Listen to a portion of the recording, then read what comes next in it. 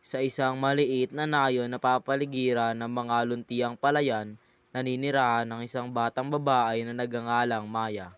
Si Maya ay kilala sa kanyang kabaitan at pagiging mapagbigay.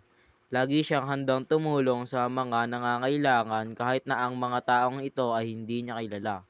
Isang araw, habang naglalakad si Maya pauwi mula sa kanilang paaralan, nakita niya ang isang matandang babae na nakaupo sa tabi ng daan.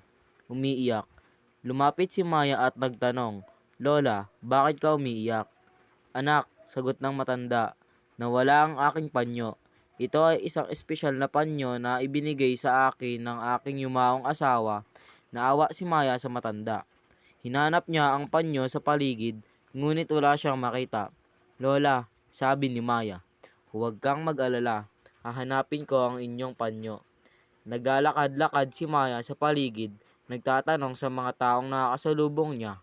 Sa wakas, nakita niya ang panyo sa ilalim ng isang puno. Masaya siyang ibigay ito sa matanda. "Maraming salamat anak," sabi ng matanda. "Napakabait mo." Ngumiti si Maya. "Walang anuman lola, masaya ako na natulungan kita." Habang naglalakad si Maya pauwi, nakasalubong niya ang isang batang lalaki na umiiyak. Lumapit si Maya at nagtanong, "Bakit ka umiiyak?" "Nawala ang aking laruan," sagot ng batang lalaki. "Ito ay isang espesyal na laruan na ibinigay sa akin ng aking ama." Naawa si Maya sa batang lalaki. Hinanap niya ang laruan sa paligid ngunit wala siyang makita.